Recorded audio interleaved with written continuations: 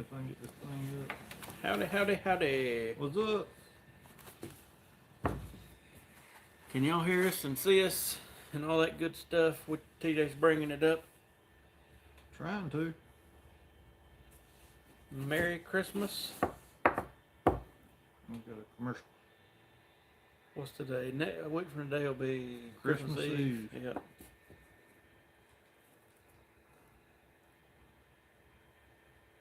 We seeing? Can y'all see us and hear us? TJ's bringing it up. Yeah, they can see us. All right. Hopefully y'all doing all right. We a little earlier than normal because we're having our Mexican Fiesta Shack Christmas party at about 6. So I figure we'd jump on here for a few minutes. What's up, Eric? We got our new fancy table here that everybody's tore up because we switched sides. Oh, they are? Oh yeah.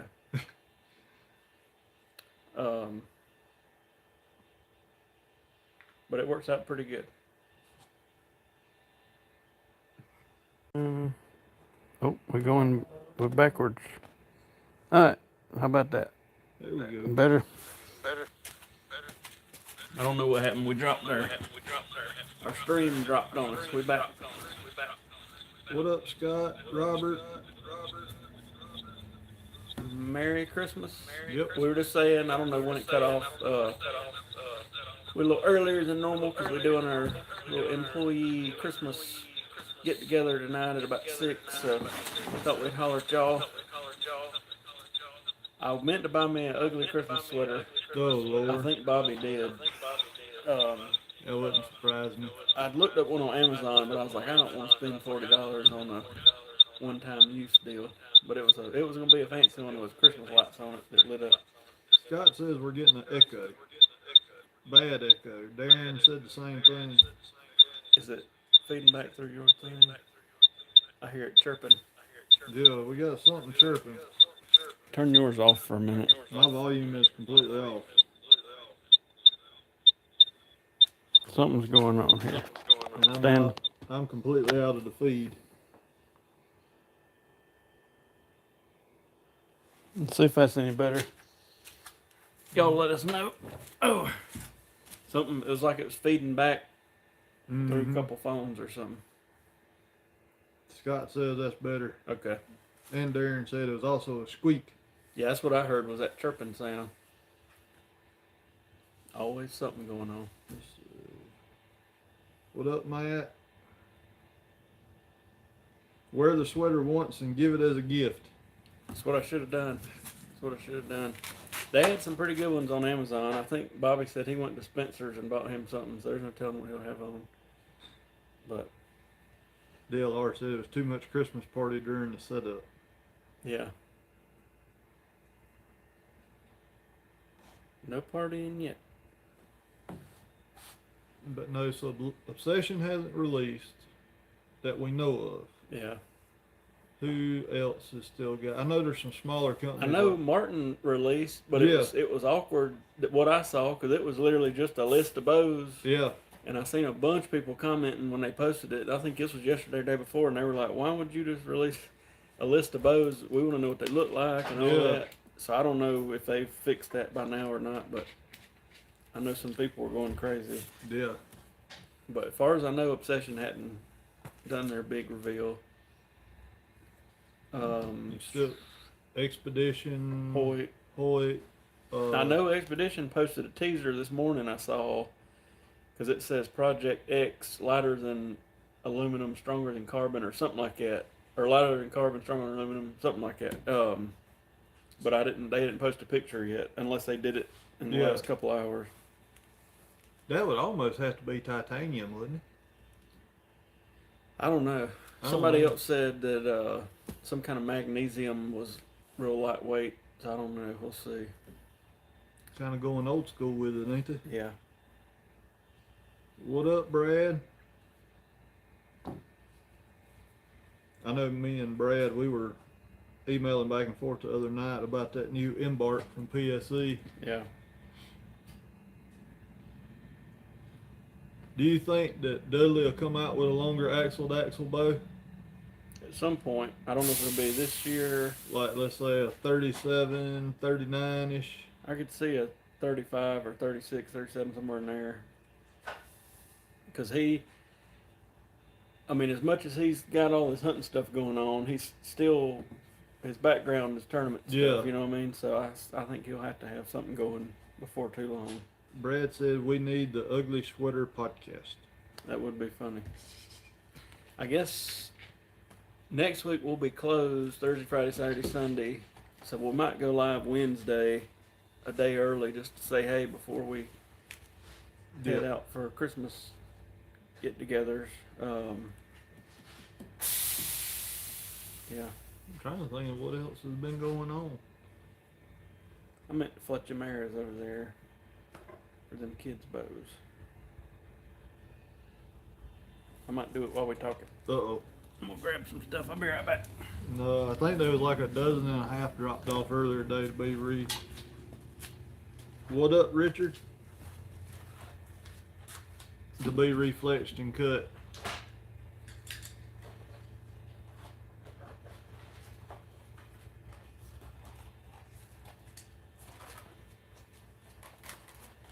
What you need, them Victors? Yeah. I'll grab them. All right.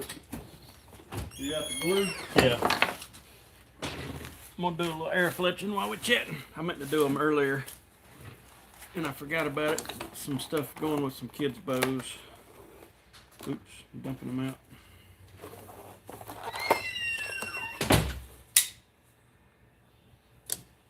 It took me forever to get in this box the other week.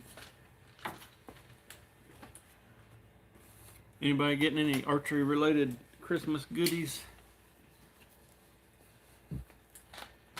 We've had well, I don't know, last year was a big Christmas season for us too. We've had a lot of kids' bows sold in the past couple of weeks. Mm-hmm. I mean a lot. Damn.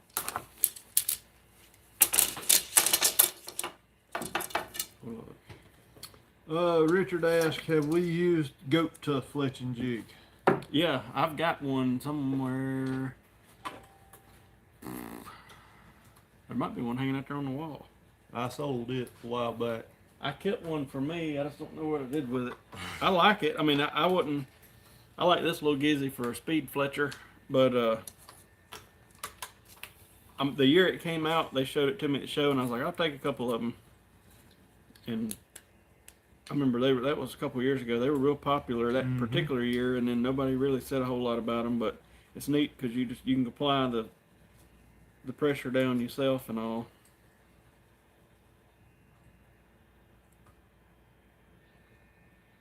Matt Lee says, I got a goat tuff jig and he loves it. Yeah. I guess probably one of my favorite out of all of them is Old Bitzenberger. Well, the Bitzenberger is the one you can about do anything with. Mm-hmm. And I mean, that's the one, that's sort of my go-to because it'll do it all. But this is, if I just need to throw some fletchings on quick, this is the way to go. I got that Vein Master Pro. It's super adjustable, just a pain in the butt sometimes to get them to stick because you, like the middle of the wire don't put as much pressure as the ends of the wire, and I feel like sometimes, I don't know, I've never fell in love with that fletching device or fletching jig. We got it, we use it every now and then, but usually on my stuff I use a Bitzenberger. On my hunting arrows, most of the time I just end up using this little easy fletcher. Let's see.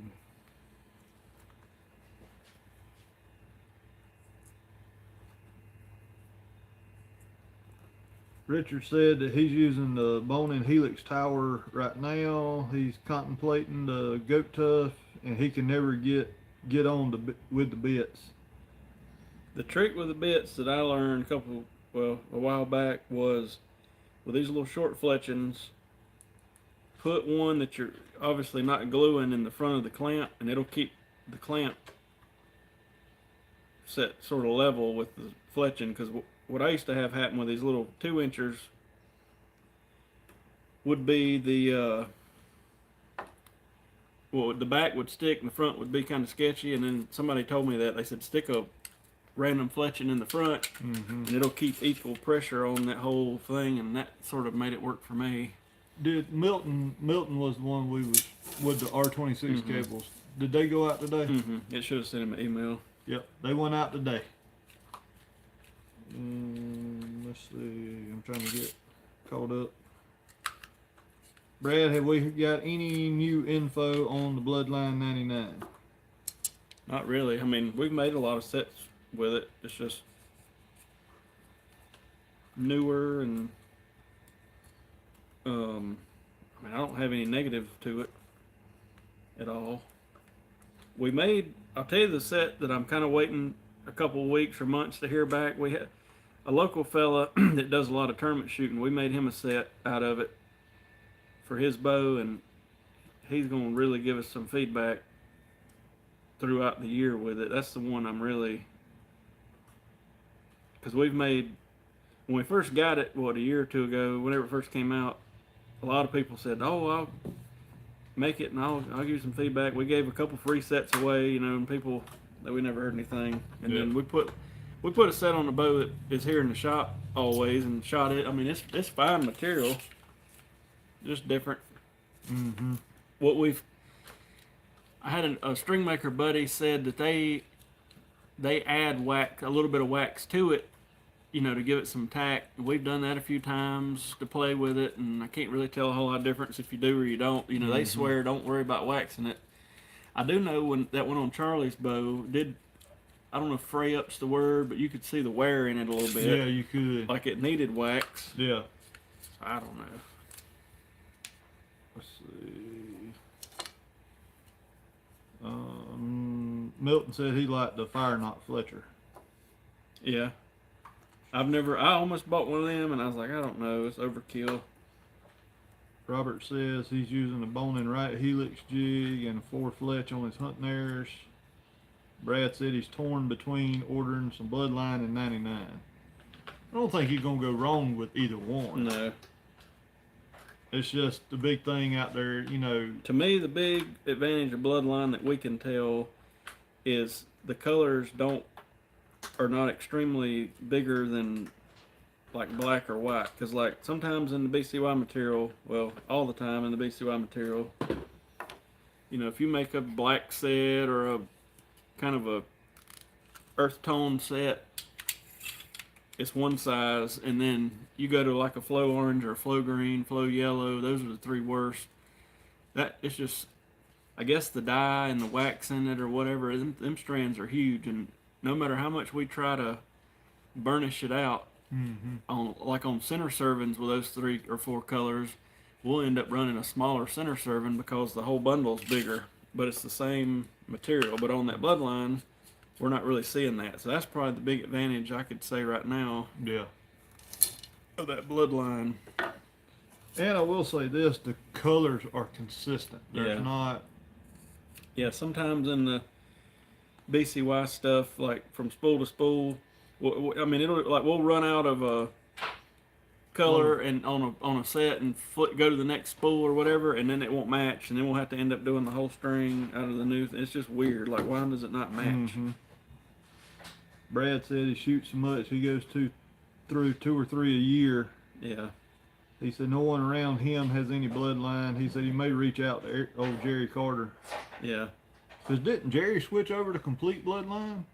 I don't think it was Jerry. Somebody did. I can't remember who it was now. Adam said he played with the Last Chance Fletcher, and he said it was fine. He said, but the expensive. And yeah. That joker is. Is it possible to have too much helical on an air? Yes. And it'll, I mean, like, I've played with it before, and again, it's one of those things you want to shoot at some distance, like 60, 80 yards, whatever you feel comfortable with, but if you get too much drag on an arrow, your groups will actually open up. So, like, if you really want to test it, fletch some offset, fletch some with a little bit of helical and a lot of helical, do like 3, 3, and 3, or 4, 4, and 4, and then shoot multiple times at 60 or 80 yards and document your groups. But when I did that, this was back in the days of everybody shooting like a 4-inch fletching too, but I hadn't done it in a while. But the heavy helical back then, my groups opened up, and I spent like a week documenting every shot I made at 80 yards and all this. That was when I was really into testing mode, and but then it changes when you put a broadhead on it. So like I like a lot of helical or a lot of drag when I got a broadhead trying to take control of the arrow, especially a fixed blade. But if I'm just doing target stuff, there's sort of a fine line of too much and too little. Mm-hmm. But luckily with these little fletchings we shoot now, it's not as hot. Back when I was doing all that testing, the 4 and 5 inch was popular. You can use a lot more helical on a tiny little fletching and get away with it versus a 4-incher. I'm surprised there wasn't any kind of comment towards me about fletchings with your arrows, with the little fletchings. You can't keep them on there. They'll blast them off. Let's see. Richard said one of the semi-pro archers over in the UK reckons Bloodline is lasting way longer than BCY. And Brad said Jerry's wife said they really like the 454. Which there's not a whole lot of difference between the 454 and 452X. Not really. It's just a higher grade Dyneema in it.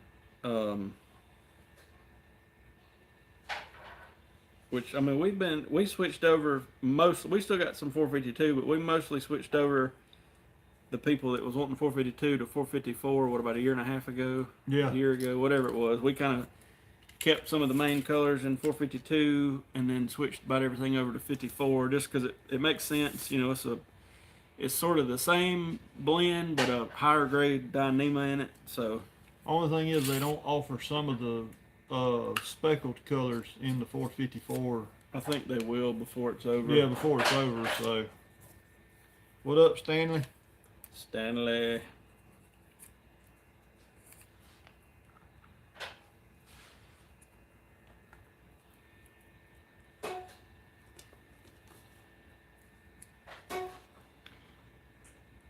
Trying to think. What else? I don't know. I'd like to be able to set out a Bloodline for the new year. It might be worth it just for us to do it. That way we'd really know. Eric said, what arrows are you fletching? These are some kind of El Cheapo Victory V-Force thing for some kids' bows that we sold. Brad, it's not really all that hard. Like on the layout, it's so slick that it likes to slide off the post of the string jig. And then plus it is sometimes if you're not careful and you start serving it, when you start it will try to slide up. You just have to be careful when you do it and make sure that you're paying attention to what you're doing. But it's not really all that hard to serve it. It's just kind of getting started is a little pain, but I guess I've handled it so much on layout that, I've kind of got used to it. But it will, when you go to start, it will slide on you a little bit. We got to try some more of their serving. We had got a sample from them at the show, I think it was last year, of that, they call it their technical serving, BOA technical serving or something or other, and I don't know if we got a dud spool or what, but it was complete junk. It was breaking. But I do feel like that was probably just a first run type of deal, so we'll have to try some more of it. Oh, it's slick, Brad. I can lay out a string with the Bloodline and then go back to BCY, and the BCY will actually start popping off the jig.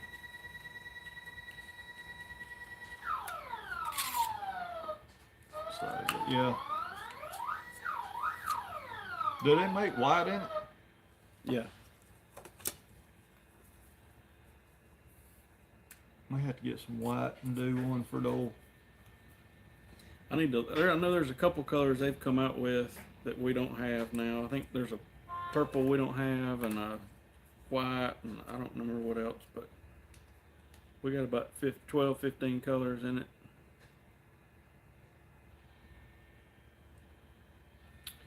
Let's see. Do we run Halo or the Bloodline serving? We run we'll run regular Halo and 3D and on it, and we seem not to have any problems with it. Yeah, like I said, I need to order some more of that Bloodline serving, but our first dealings with it was not good. It was breaking, and we got some of their 14,000 stuff to compare it to Halo, and it was not a good ordeal. But it was a show sample, so maybe it was just it wasn't a good, it was a dud. Adam said he got a couple from us early in the fall and said that they're holding up. He said they're holding up great, and I think he's wanting a set of some made out of 454 when the season's over for his personal rig. Yeah. I got a 36-inch prime bow I ordered for me. I don't know what I'll put on there. I have to think about it.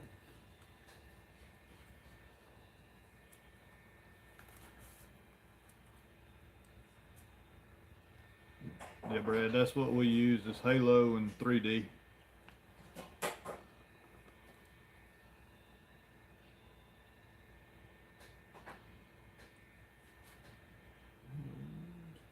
Oh, did y'all see the new Last Chance archery tool they come out with today?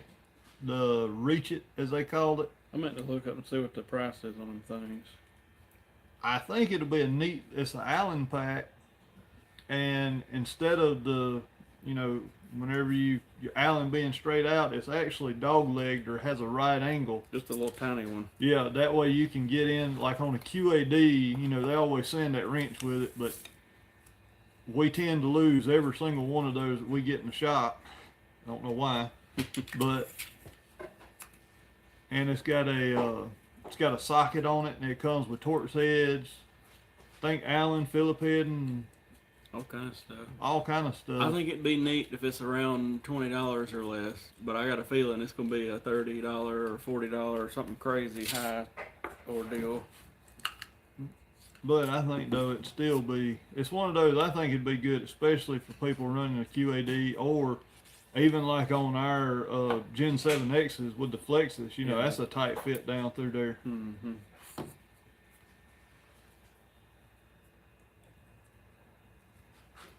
Adam said might just drive up and buy a new prime and get the strings also. Do it. We'll see 2 or 3 of them. Mm-hmm. Let's see, speaking of primes, we didn't had like 3 green ones show up. A 34 showed up yesterday. What was it? Grizzly Brown and Escape? Grizzly Brown and Fusion. And then another green 32 showed up today. So they're slowly getting them out. Mm-hmm. Richard said being Last Chance, it'll be more expensive than Snap-on. Yeah, that's the truth. I mean, I like Last Chance, but there's a few things they've come out with, and I just thought, like, for example, last year they came out with this drum-looking device that a shop that don't really mess with strings could, y'all probably, I forget what they called it, like the Easy Serve or something. Mm-hmm. Pretty much you wrap the string around both drums and tighten it up, and then you can serve it, but it was like $300 and something. Yeah. Like for that price, you could buy a Baker stretcher and have a real deal, something you could work with, But I'm sure they sold a few of them. But now, if that would have been a $100, $120, that would have been worth it. But let's see here.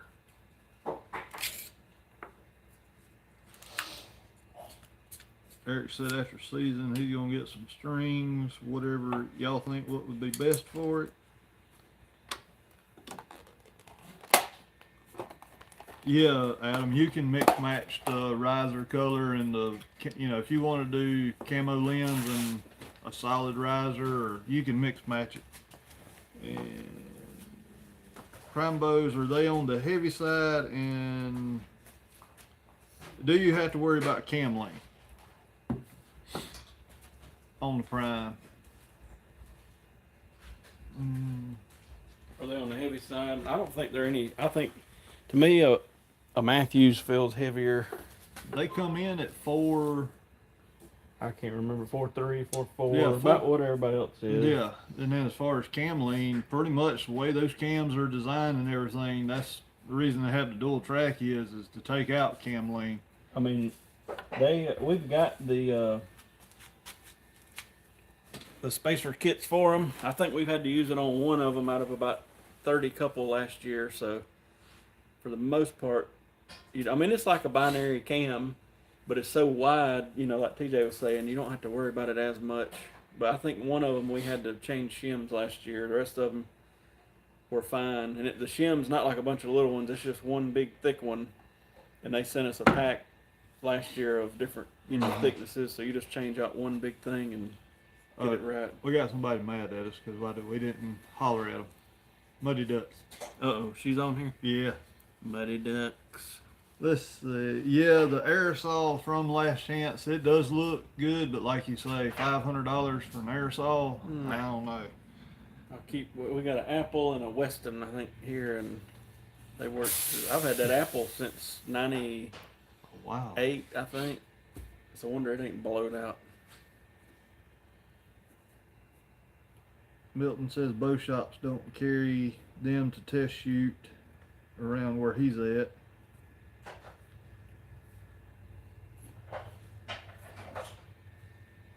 What's our thoughts on the next expedition bow? I can't wait to see it because they say it's going to be lightweight and tough and strong and all that stuff. So I seen a teaser about it this morning, so I'm hoping in the next few days that they release it. I'm thinking that's what's going to happen. I don't know if anybody's talked about it on there, but we got TJ's got it there, the 34-inch Nexus, the Nexus 4. I thought it was real stable. And then we still waiting on some 6s. We're waiting on a bunch of more 2s and 4s, but 6s too. Did my phone lock up? I think my phone is locked up. Oh, let's see if we're still live here. There it is. I got a delay. Okay. Sit down. Is Apple still making saws? Apple got bought out by somebody pulling up. And then and then I don't know if you can see it real good, but that's the Fusion. I actually had the Fusion limbs on my Black 5 with a black riser, but that's the Grizzly Brown riser. Apple got bought out by Faradyne, and it went downhill from there. So I don't know. I've seen less and less and less Apple stuff around and from our distributors. So I don't know if they're completely phasing Apple out or what, but I know when it went from the original Apple people to Faradyne several years back, I didn't hear about them. They made no more products like, back in the day, the Apple Vice and the bow press, the Vice, and the saw was the stuff that was the last chance of today, Yeah. And now, a couple months ago, I got to thinking about my aerosol. Like I said, I think I got it in like 97 or 98. And I got to thinking, well, what if the motor goes out? Because used to, they would sell replacement motors, and they had them in our distributor books and all. And I looked, and they didn't have nothing. They had a few blades left, and I was like, this ain't good. Stanley says our boy Gene really likes the Trophy Taker SmackDown Pro rest. Do we have any feedback on it? It's a decent rest, but about 2 or 3 years ago, they started making them in China, and I just gave up on them, to be honest with you. We had a couple quality control issues with them. Had 2 of them that kind of,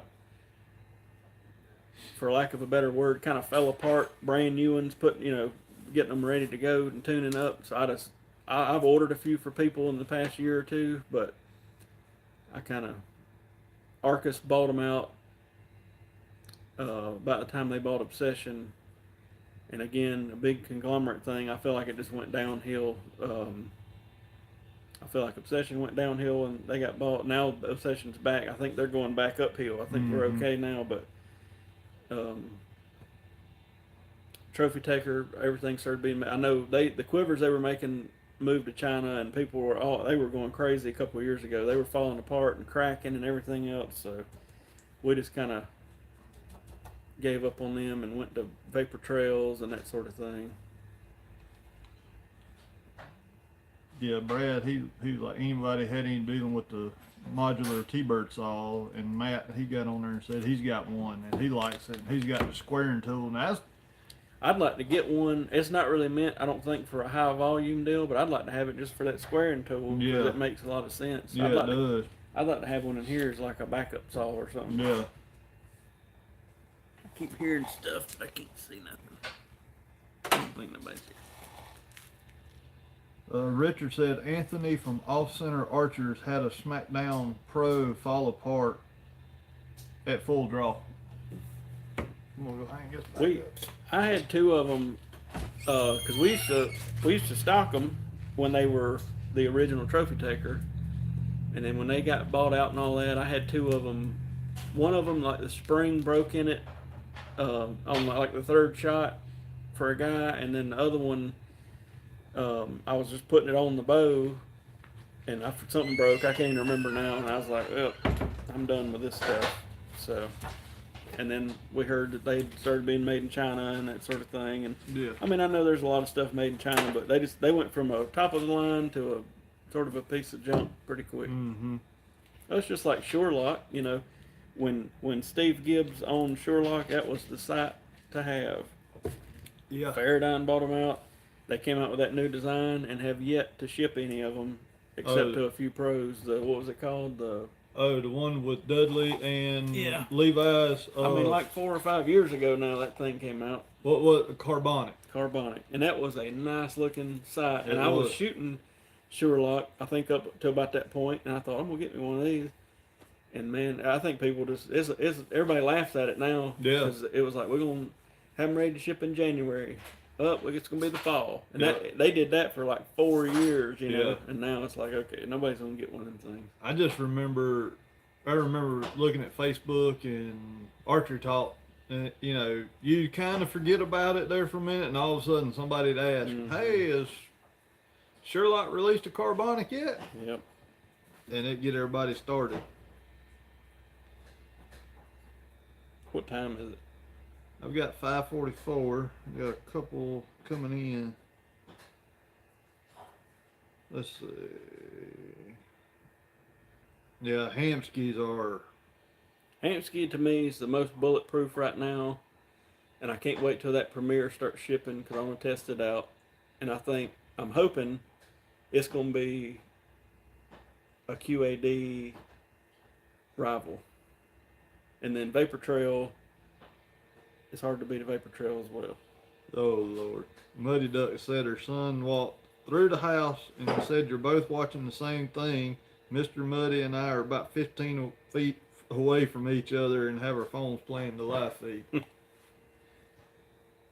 Andrew said the Hoyt and Craze both tuned up amazing. Muddy Ducks wants to know what we're doing special tonight. I'm taking them to the Mexican restaurant. TJ's brother back there's got on his professional rodeo jacket. I don't know what that means. And everybody, pretty much, we sent everybody else home to get ready, whatever that. And I know Bobby bought him a Christmas sweater. I'm gonna go like this. I got on my black sweater, my black hoodie. I got on my brown one. Adam said, speaking of Dudley, any thoughts on the release that cures target panic? He just saw the promo yesterday. Is it what's his version of Evolution? Uh, Oh crap. If it's that one, it works. It'll scare you at first because it's a tension, you know, it's not a back tension. It's you hold a button down, get the full draw, let the button go, and when it gets to a certain poundage, let's just say 10 pounds, it fires. So I like it though, because I mean, you pull and there's absolutely no way to punch it. You know, you got to pull through the shot. But they think a lot of them too. Bubba asked, what glues do you recommend for fletching? We use the blue Loctite gel, and it works good. Adam said, no, it's a wrist strap. I don't think I've seen that one yet. The only wrist strap I know out there is that, is it True Fire come out with that one that we looked at the show and never could figure out how to operate. Yeah, no, he's probably got something new we hadn't seen. and then there's that other one out there that you can't. Yeah. But I don't know. We'll look into it. Yeah. We got to get off here so we can get to our Christmas feast, but we Yep. will be back next Wednesday and our normal podcast times and all that good stuff. So, Merry Christmas. Thank y'all Yep. for tuning in. If anything crazy happens tonight, I'll let you know.